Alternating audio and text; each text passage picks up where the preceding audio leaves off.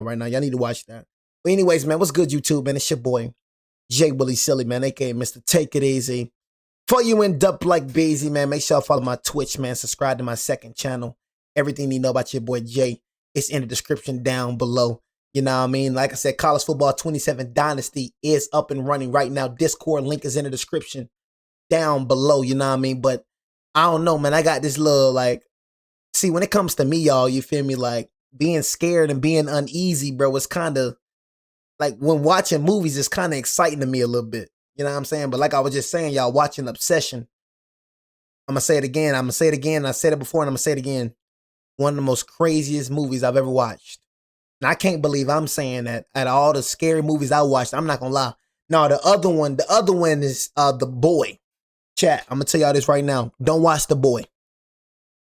I'm going to tell y'all this right now. Brahms, that doll, yeah, don't watch The Boy. My pops, bro, literally, bro, this one pops, you know what I'm saying? Like, bro, my pops literally said that after watching the movie, he woke up and he seen Brahms by his bed. Bro say he started praying, oh shit, I rebuke you, Satan, in the name of Jesus. Bro, like I said, for me, y'all, I'm just used to it. But, cuz, you know you don't do that scary junk. Obsession, you don't need to watch that. You know what I'm saying? And you don't need to watch The Boy. You know what I mean? I'm going to tell you that right now. My cousin used to be scared of that junk. Yeah, don't watch The Boy, bro. Don't watch The Boy, bro. They left. Like, if I felt uneasy about the movies, cuz, yeah, you don't want to watch that, cuz. I ain't gonna lie to you. Like, that Obsession movie, I'm gonna say it over and over again. This is just a warning, bro. They don't give y'all no warning. I know a lot of kids be watch. Cuz, I'm telling you this right now, cuz. Don't watch Obsession, bro. You know what I'm saying? If that junk made me feel uneasy, bro, you gonna have nightmares, gang. You know what I'm saying? Straight up, bro. Don't watch that movie, bro. Their homeland to escape a curse. That movie was on some, followed bro. them home. What the film freak? To escape a curse, but the You see that man face? followed them home. The film opens with a television broadcast discussing the Korean War in 1950. At the same time, a quiet house is shown where a young pregnant woman hides inside a narrow closet, holding her breath so... Y'all see my man face was like, oh my God. Who the freak is in the closet, man? Where a young pregnant woman hides inside a narrow closet, holding her breath so she will not be heard. Who the freak is that? As a man wearing a cowboy hat enters the room. What already feels unsettling quickly turns horrifying when the man witnesses a tragic moment in front of him as a woman takes her own life by hanging herself. The shocking sight leaves the pregnant woman frozen in fear inside the closet, forcing herself to stay silent so her presence will not be discovered. Oh my God.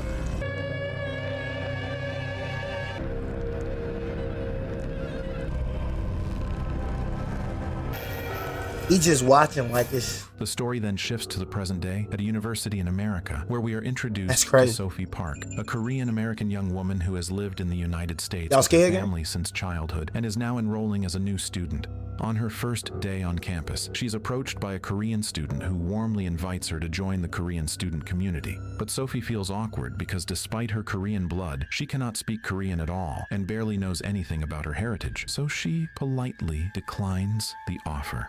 Her plan to major in American history is cut short after she discovers the class has already reached its enrollment limit. You want to major in American history?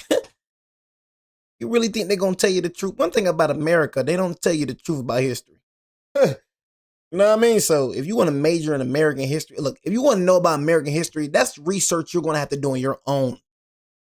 You know what I mean? Like for me, like the history that I know, that's something I had to do on my own. The Gladys Wesses, you know what I'm saying? Things of that nature, you feel me? That's what I had to do on my own, bro. You feel me? Like they're not gonna tell you the real history. They're gonna lie to you. Everything gonna be freaking, you already know what color's gonna be. Everything gonna be that. You know what I'm saying? They're not finna tell you the history. You think they're finna tell you about the black inventors? You know what I'm saying? You think they're finna actually tell you, bro, that they stole this land? You know what I mean? You think they're finna tell you that? You think they're finna say before, well, with all the Christopher Columbus sailed the ocean blue 1492. How many times we heard that in D channel? You know what I mean? Christopher Columbus sailed the ocean blue in 1492. Whole time Native Americans were already here. They ain't finna tell you that. No, I mean, they're gonna tell you the history they choose to tell you. They ain't finna tell you about no history. You talking about American history. You don't want it. They're not finna tell you the true history. They're finna tell you about some lies. Disappointed, Sophie returns to You wanna know about American history? You better learn it on your own. and is eventually advised to choose another class instead, which leads her to enroll in 20th century Korean history as a replacement. Now, whether you learn about this, like it's full. This is what I have left that'll fit into your schedule. Let's see. Anything here you might be interested? Inside her room, Sophie calls her mother and asks why she was never taught the Korean language or culture while growing up, only to learn that her mother was never taught either by Sophie's grandmother, and that even their Korean names were deliberately avoided for what was believed to be a safer future in America. During the call, Sophie hears her grandmother's voice in the background, clearly uncomfortable with the topic, hinting that something has long been kept hidden within the family. So how was orientation? Feeling good about the new school? Why didn't you guys ever teach me Korean? Grandma wanted you to only have an American name. Grandma only spoke English to me when I was growing up. Even Grandma changed her name to Hannah when she immigrated here. Well, is that why you guys didn't give me a Korean name? Who is that? You know better than to talk about. Listen. After the call ends, the calm atmosphere in Sophie's room suddenly feels strange when she notices water leaking from the ceiling, and as she tries to check where it is coming from, a knock at the door startles her. When she opens it, no one is there, and she closes it again, assuming someone is playing a prank. But moments later, the door opens by itself, revealing a young woman named Ari Han, who turns out to be her new roommate and classmate. The next day, Sophie attends her first class. How y'all do roommates at college? I don't be understanding that. If I ever like went to college, gang, you know what I'm saying? Because thank God my mama got a VA. You know what I mean? If y'all don't know, that's what veterans get. You know what I'm saying? Like, my mom was a veteran. So I can go to college for free and get paid for it. Anytime I want to. I mean, so if I want to go to college right now, I can go to college right now. You know what I mean? And get paid for it. You feel me? Straight up. Just don't like school, mother. You know what I mean? So I'll probably go to college in the future. I mean, you know what I mean? Learn about something that I want to learn about. You know what I mean? Learn about something I'm interested in. But yeah, I got to go to school about something I'm interested in. You feel me? But if I ever go to college, bro, I'm having an apartment. I don't know how y'all do them roommates, bro. When I want to fart, I want to fart. You know what I'm saying? If I want to walk around my drawers, I want to walk on my drawers, cuz. Can't have no dang roommate, cuz. Nah, I mean, I gotta, you know what I'm saying? Apartment, gotta get the apartment off campus. Meets the Korean student again, whose name is Brian Ko, along with other classmates, including Kwon and Fiona Payek. Soon after, a Korean professor, bro, y'all got some American names. Her first class and meets the Korean y'all in America, but student again, whose name is Brian Ko, along with other classmates, including Kwon and Fiona Kwon. Payek. Okay. Soon after, a Korean professor enters the room and begins introductions, revealing that Sophie is the only student without a Korean name, while the others all have one. Hey, remember me? Yeah. Brian, a Korean name? Brian, and as his goon has already mentioned, he's Juan. Good morning, class. I am Professor Lee. Fiona Pake. Present. Becky Mitchell. Norman Lee. Amadou Dixon. Sophie Park. That evening, Sophie goes out with her new friends to a bar to relax and spend time together, and in the laid-back atmosphere, Sophie honestly... But Kwon give y'all some nightmares, do you? Golly, whole bunch of belt Kwon gave out to you, boy. Y'all boys scared of Kwon, boy. I'm sorry, this is off no topic, but them boys are scared of Kwon, man. Kwon gave y'all some belt. Y'all hear that name, Kwon? Oh, my God. You know what I'm saying? Oh, God. But Kwon been terrorizing y'all that like that? Golly. Kwon, what you do to my subscribers? I mean, every time they hear your name, oh my God, Kwon. That boy but Kwon be putting belt on y'all or something? Golly, boy, y'all terrified of Kwon. I mentioned the name Kwon gonna be in the dynasty. Oh God. Admits that she knows almost nothing about Korea except for one name she believes is her Korean name. She asks her friends to help translate it, but the moment the name is spoken, something strange happens as Sophie's phone suddenly reacts as if it has been electrically charged, creating an unsettling moment that no one can explain. Could you guys help me translate something? It's my Korean name. Oh. Park Ju-hyun. What the freak? Over the weekend, Sophie visits her grandmother's house, where her father and mother also live, and when her grandmother asks about her new campus life, Sophie shares how she was initially disappointed about not getting into the history class, but slowly felt better after becoming close. You know what I'm saying? It sound black, did it? You know what I mean? I think it was like Kwon.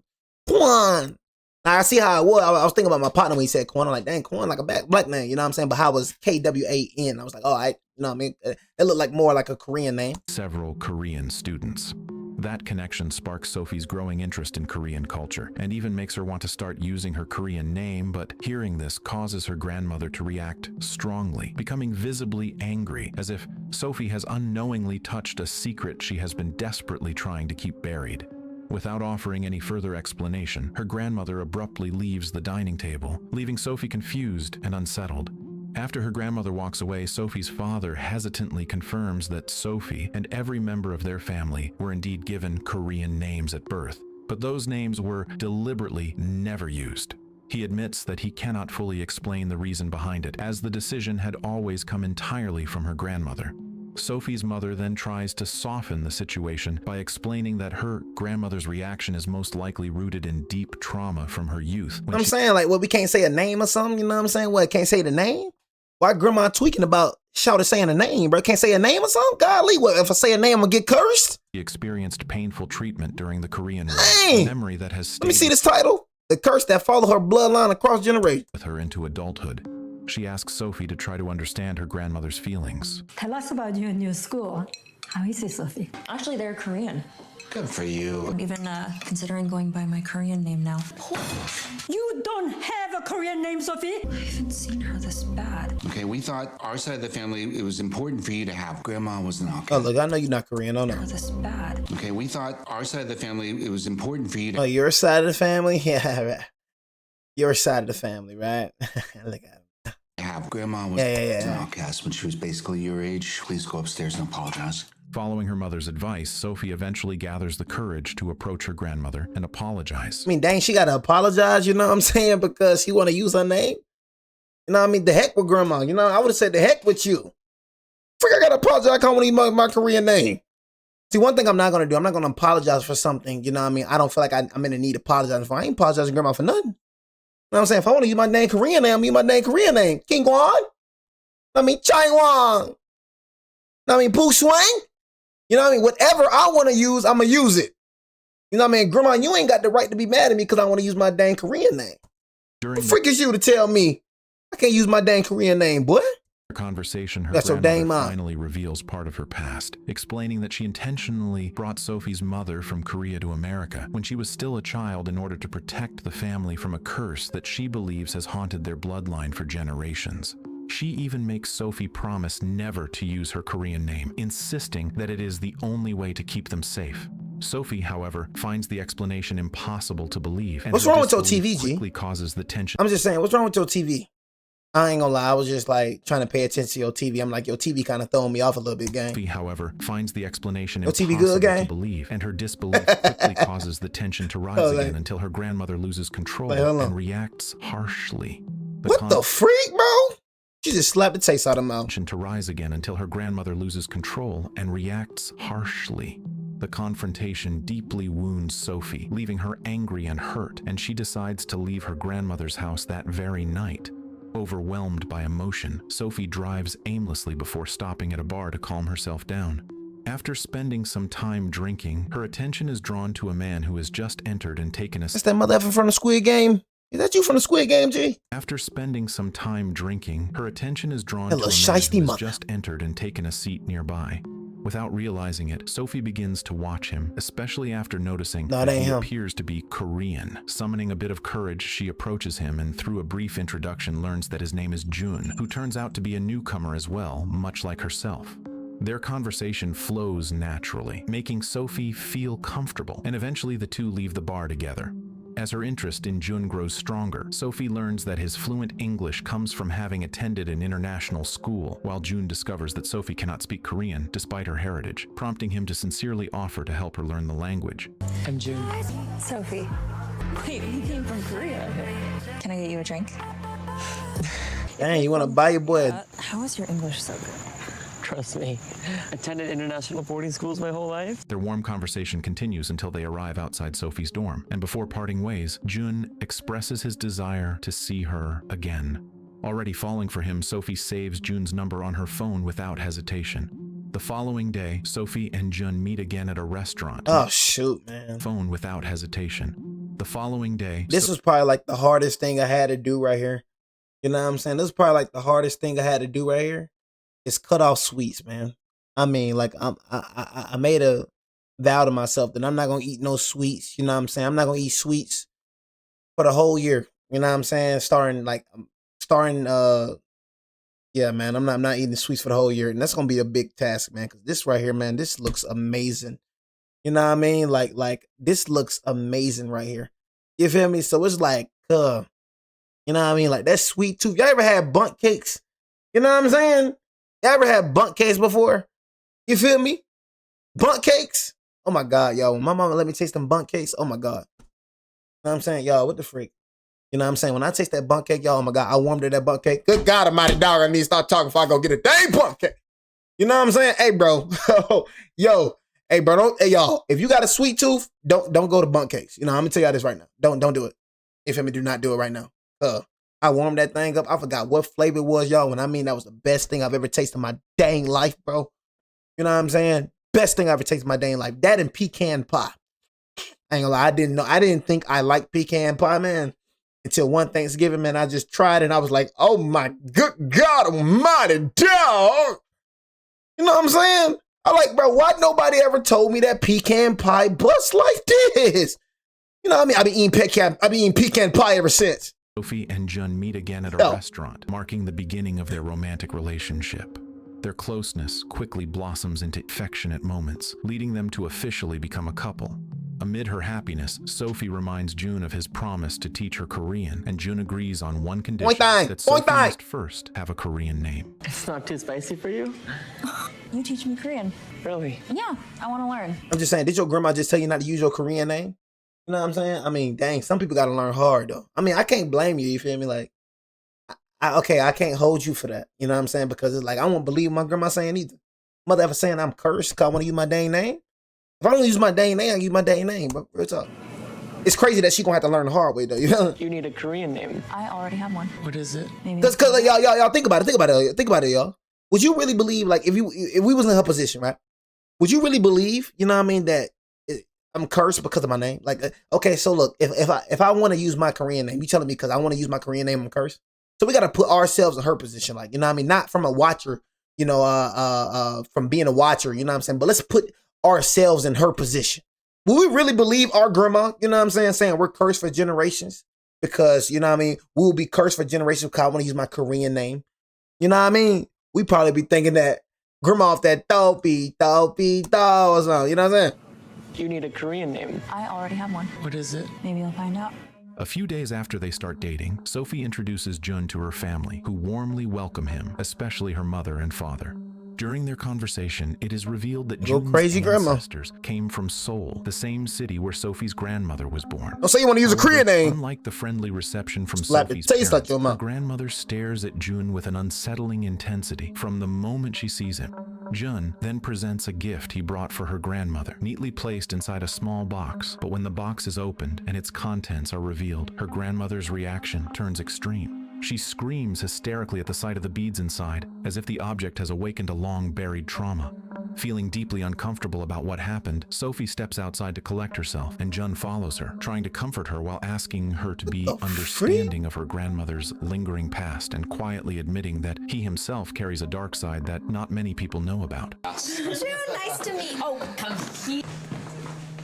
Mom, this is Sophie's boyfriend, Jun. So, I wanted to get you something from your homeland.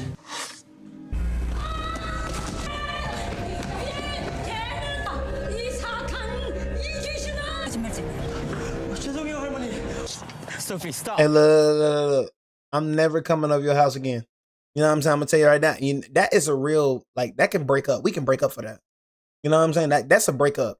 If you tell your grandmother, you know what I'm saying? Your grandma act like that again, you're done.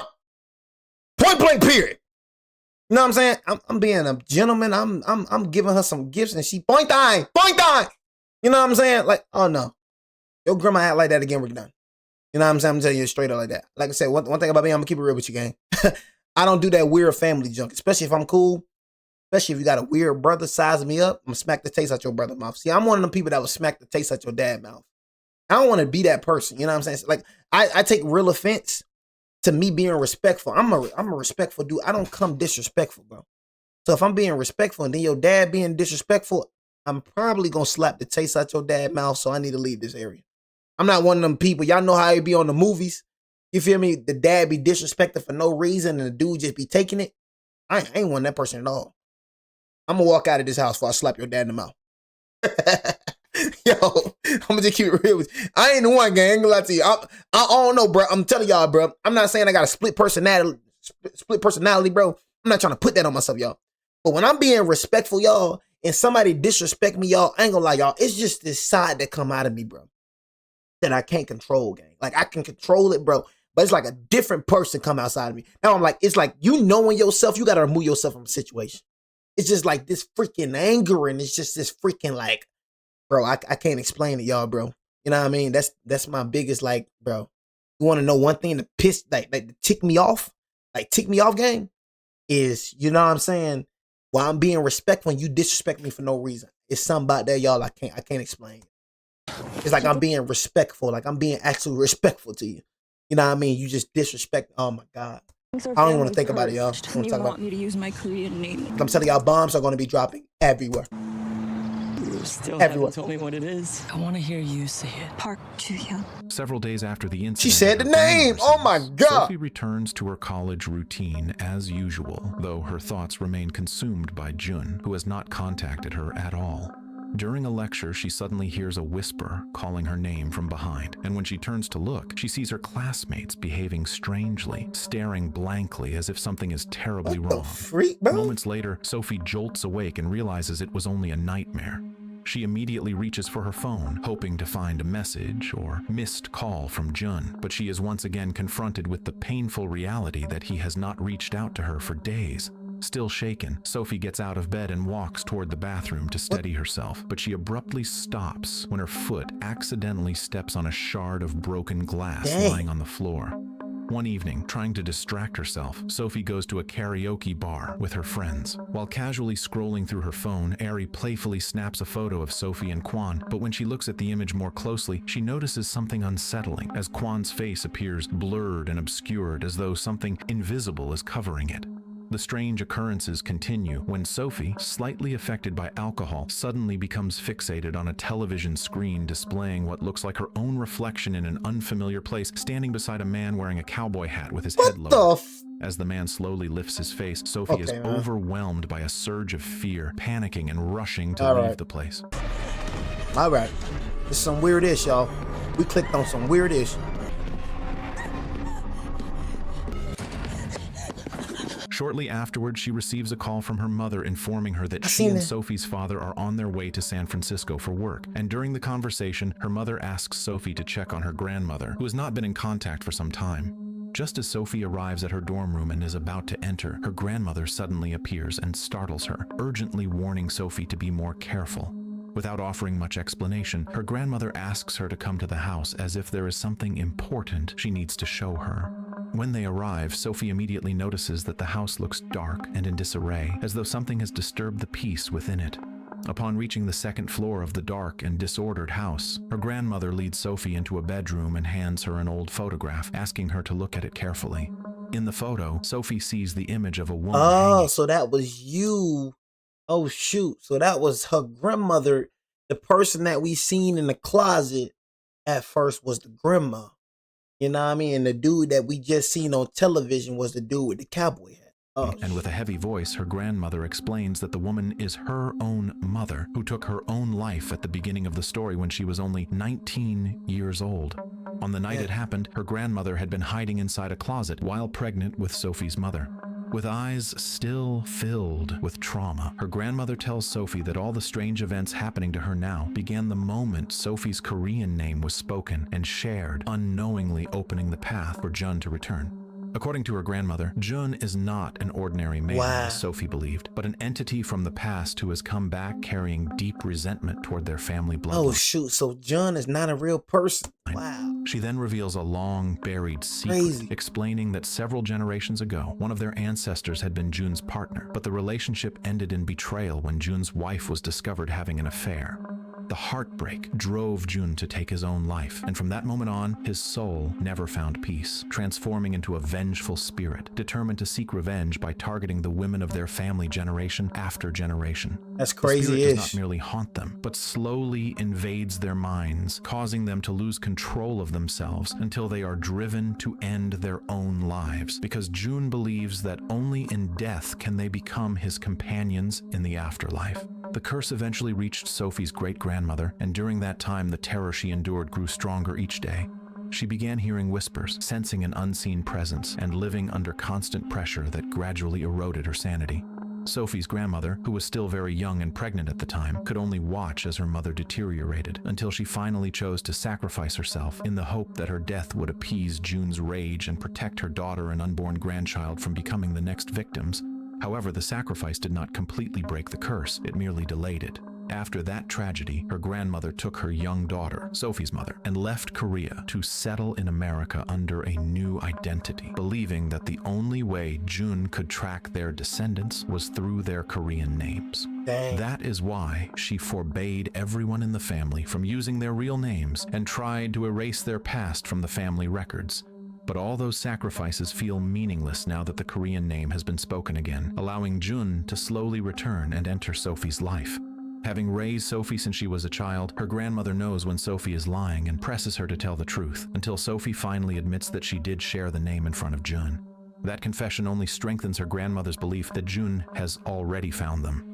She explains that the only possible way to stop June is to discover his real name, but even she does not know it, and there is no trace of June in their family history, as if his name had been deliberately erased from their lineage. That boy you brought home, did you reveal your Korean name to him? Yes.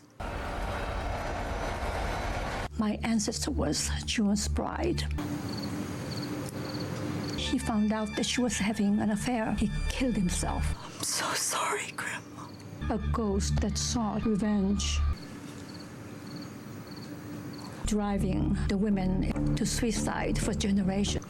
What can I do to stop him? I was only 19 myself and heavily pregnant with your mother. Her suicide would appease his spirit. I left Korea with your mother and hid under a new name, finding his true name, helping him move on. The next morning, while Sophie is out shopping, whispering voices call her name again, sending her mind further into chaos.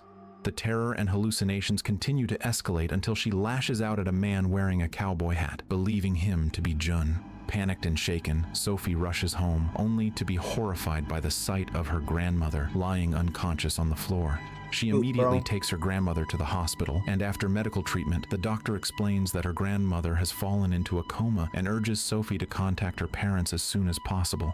Not long after, Jun suddenly appears before Sophie. Overwhelmed with guilt, Sophie apologizes for everything her family did in the past, including the decision to erase June's name from their family lineage. She begs him to stop the curse, but June coldly reveals that he desires only one thing, for Sophie to die so she can become his eternal companion in the afterlife. Despite the immense pressure, Sophie struggles to remain calm and ultimately agrees to his demand on the condition that June frees her family from the curse and grants her 48 hours so her parents can see her grandmother regain consciousness. Your grandmother's health has declined rapidly. She may not have much time left. So I can't stick June in the neck, you know what I'm saying? Honestly, I can't kill June.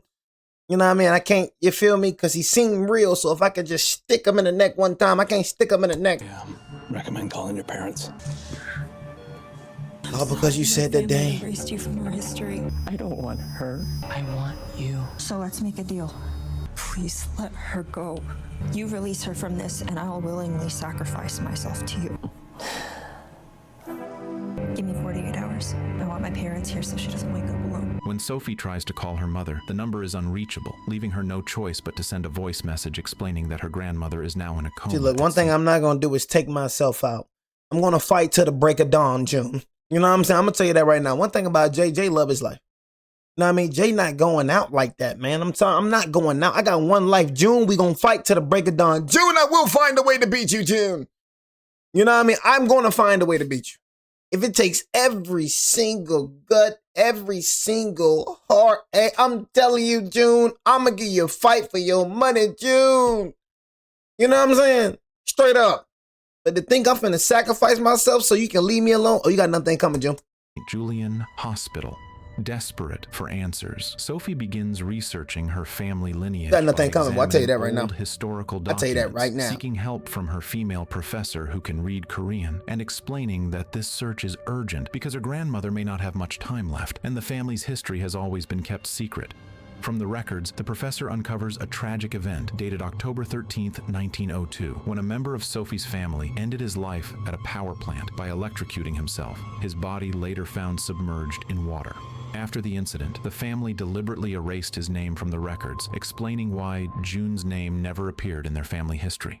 Determined to learn more, Sophie continues her search at the university library, even though it is closed for renovation, forcing her way inside to look through Korean historical archives from the 19th century.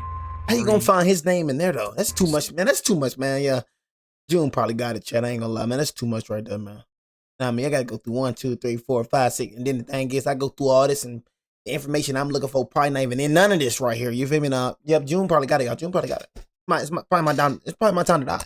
Soon arrives and offers to help since Sophie cannot read Korean, and together they finally uncover documents containing the name Yi Ji-won, revealed to be her grandmother's Korean name, along with evidence that their family was once wealthy and influential. As they attempt to dig deeper, the power suddenly goes out, plunging the room into darkness and panic. Sensing June's presence, Sophie suddenly goes out, plunging the room into darkness and panic. Sensing June's presence, Sophie urgently asks Ari to read the family names listed in the documents one by one. Several names are spoken, but all of them are wrong, allowing June's presence to draw closer until Ari finally reads the name Chae-gang-il, which turns out to be June's real name, and in that moment, the entity disappears.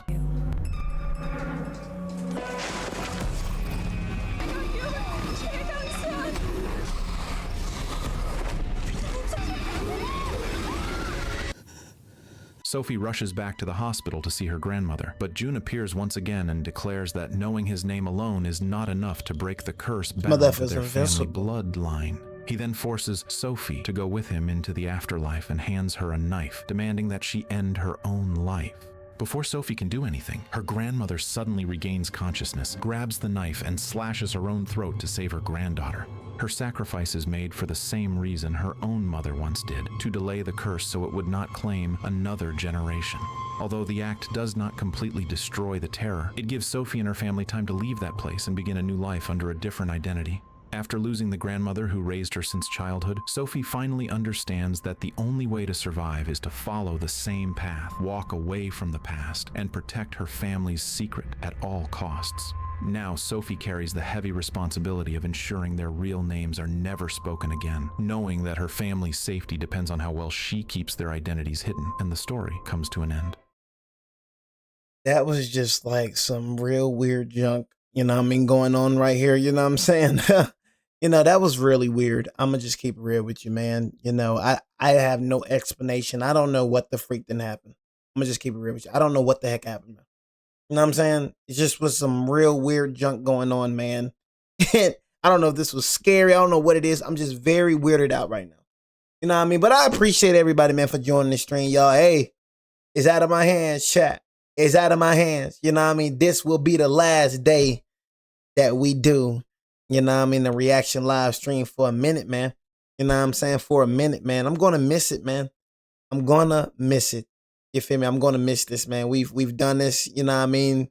Done this for a long time, man. You know what I mean? Done this for a long time, you feel me? But your boy Gaming J is back, y'all. You know, did you miss me? You know what I mean? But we will be on YouTube, man. Reactions going back to YouTube, man. And man,